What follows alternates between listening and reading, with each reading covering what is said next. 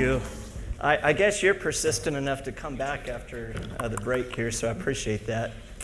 Pat asked me to talk a little bit about that theme. Does persistence pay? I guess we're coming up here. Charts are coming up. Well, first I wanted to say thank you to Pat and the ISPCS committee. It really is an honor and sort of humbling to be able to get up and talk to you all. When I sat through all the talks so far today, there's just an incredible amount of transformation and innovation being done in this industry. So it really is sort of humbling to be up here talking just about a little bit of the things that we're doing at Spaceflight and some of the changes that we think we're going to be able to help bring about. Looks like maybe charts are still working. Okay, I see them coming over. Well, it's clear that you are making a difference in this industry, but I often wonder what kind of difference you actually are making.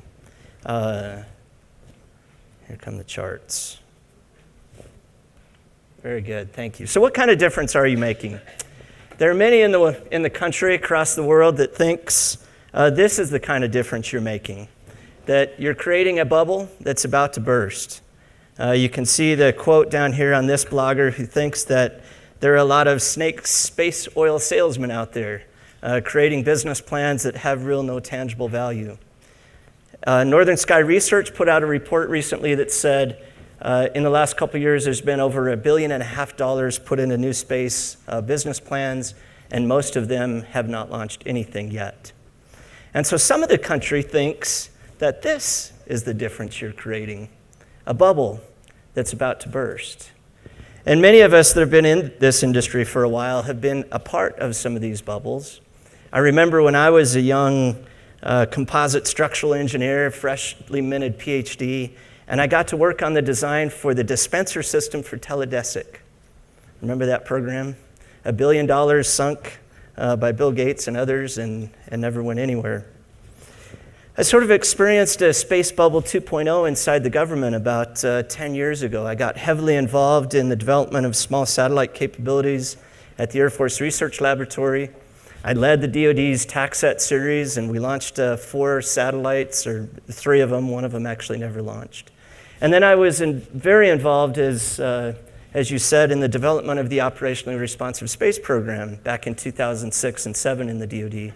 And we pushed very hard and demonstrated some really incredible capabilities, and yet the funding never really came to make those capabilities enduring and sustaining and changing the way we did business inside the DoD.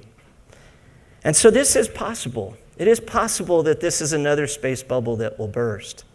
But I think there's another scenario, an option B that will come from all the work that we're all doing collectively together. And much of that option B is focused around this, the big bet. The big bet on real-time global market intelligence, a connected world in which you can understand what is happening in near real time in commodities markets, in oil markets, what is happening in cities in Far East Asia and Sub-Saharan Africa, and how does all that affect the trading of commodities and service and communications around the world. This is interesting to me. I pulled this study up. This is a look at investments in the Indian stock exchange, and the numbers are not that different in the US stock exchanges. But in 2015, about 40% of all the trades on the Indian stock exchange are algorithm-based trades. That's just machine trading, machines trading on information, and there are algorithms being built to understand what changes in commodities markets are doing, what changes in political and social factors are doing to influence the markets. A lot of that is now being fed with overhead satellite imagery. This is a really fascinating company starting up, and this is just one of many that are starting to use the value of space products to feed global market intelligence. This company, SpaceKnow, has developed a satellite manufacturing index for China, in which they're monitoring about 6,000 industrial sites across the Chinese mainland and predicting the global, the gross domestic product. And you can subscribe to this report, and they've been very, very accurate at predicting the quarterly market outputs in China before the actual numbers come out. This is just one example of the kind of products that are being fed by real-time space imagery. So what are we doing at Spaceflight to help enable this kind of change, this option B that I talked about earlier? Well, we're doing a couple things. Recently, we formed a new holding company called Spaceflight, in which we rolled together 3 existing companies that I'm going to talk about very quickly here. The first of these used to be called Andrews Space. Many of you in the community know Jason Andrews. Has been in this small satellite business for quite a while. And we pulled Andrews Space in and their work that they've been doing for the Army on the Kestrel I program. And I'll show you some of the work that they've been doing. Underneath the company, we've also pulled the Spaceflight Services team. I'll describe what they do.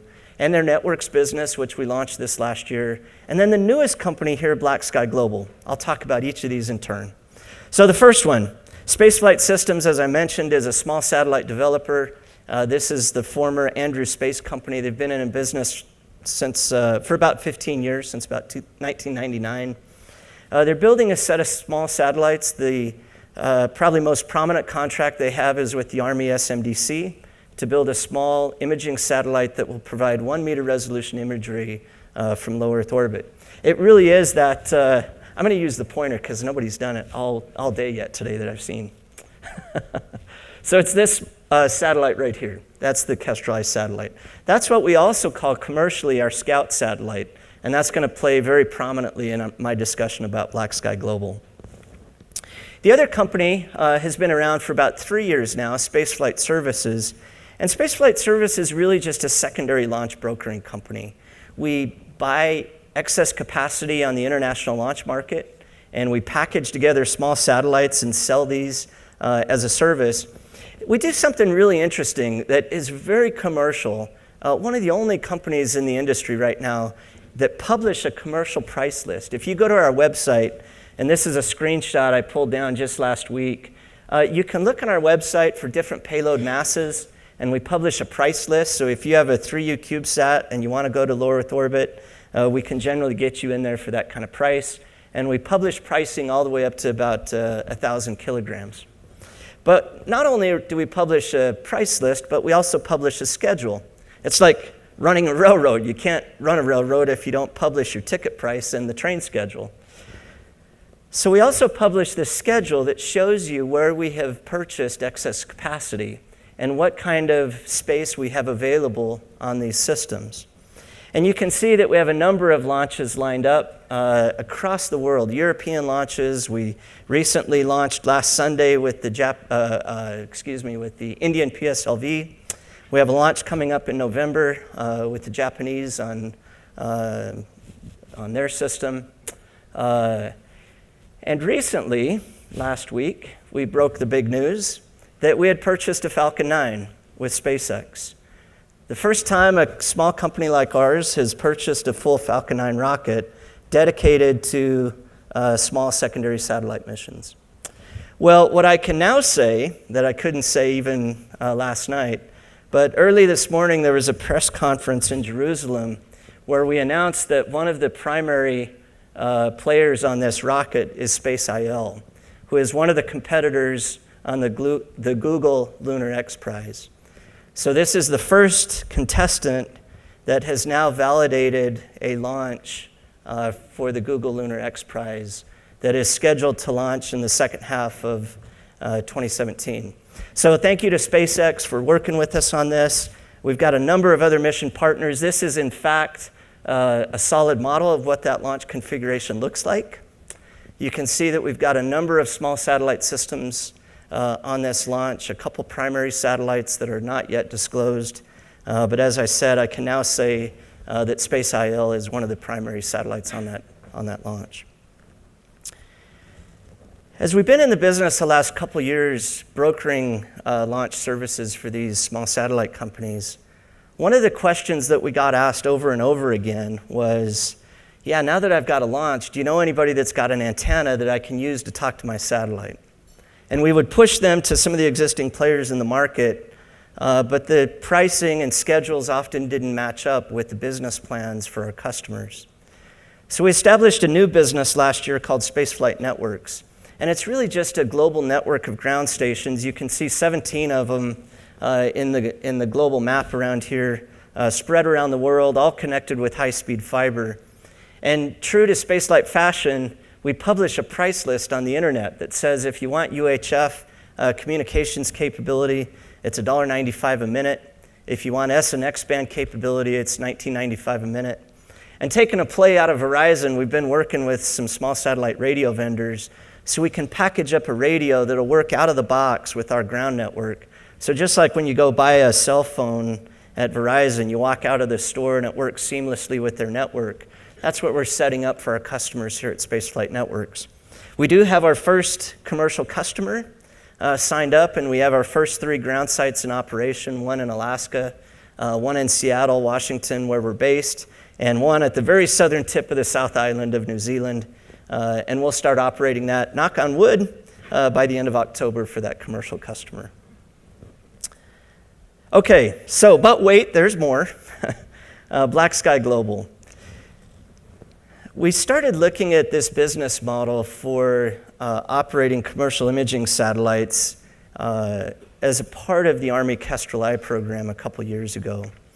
And we came up with a vision to be able to image any spot in the world in under 90 minutes and send it back to a customer on a web app or a web interface or a mobile phone app for under $100.